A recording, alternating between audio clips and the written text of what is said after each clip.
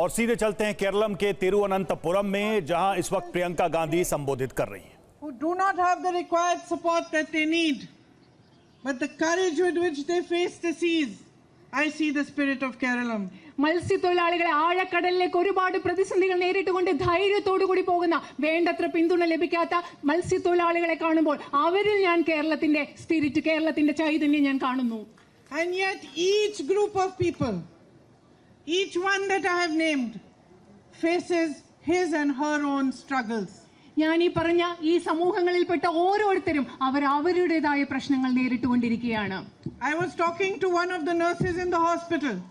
She was telling me how she was qualified when she first finished her studies, but she couldn't find a job over here in her own state. ഞാൻ ആശുപത്രിയിലെ ഒരു മലയാളി നഴ്സിനോട് കൂടി സംസാരിക്കുകയായിരുന്നു. ആ കുട്ടി പറയുകയായിരുന്നു, പഠിച്ചു കഴിഞ്ഞിട്ട് ആ കുട്ടിക്ക് കേരളത്തിൽ നാട്ടിലൊരു ജോലി കിട്ടാൻ സാധിച്ചില്ല, ജോലി കിട്ടിയില്ല. She said most of the opportunities available to her expected for that she works as an intern without being paid. ഇവിടെ കേരളത്തിൽ ലഭ്യമായിരുന്ന പല അവസരങ്ങളിലും അവിടെ ശമ്പളം കിട്ടാതെ ഒരു ഇന്റേൺ ആയിട്ട് മാത്രം ജോലി ചെയ്യാനുള്ള അവസരങ്ങളായിരുന്നു ആ കുട്ടിക്ക് ഉണ്ടായിരുന്നത്. And when she finally found a job, the salary was so low that she felt it wasn't worth it after everything that she had studied. അത് മാത്രമല്ല, അവസാനം ആ കുട്ടിക്ക് ഒരു ജോലി കിട്ടിയപ്പോൾ വളരെ ചെറിയൊരു ശമ്പളമാണ്. ഇത്രയും പഠിച്ചിട്ട് ആ ചെറിയ ശമ്പളത്തിൽ ജോലി ചെയ്യേണ്ട ഒരു കാര്യമില്ലെന്ന് ആ കുട്ടിക്ക് തോന്നി. And this is how she chose to move to Delhi.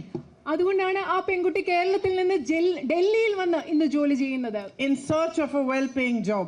അതായത് നല്ല ശമ്പളം കിട്ടുന്ന ഒരു ജോലിക്ക് വേണ്ടിയാണ് അവിടെ എത്തിയത്. Unfortunately, in Kerala, तो तिरुवनंतपुरम में प्रियंका गांधी और चुनाव प्रचार में इस वक्त जनसभा को संबोधित कर रही हैं।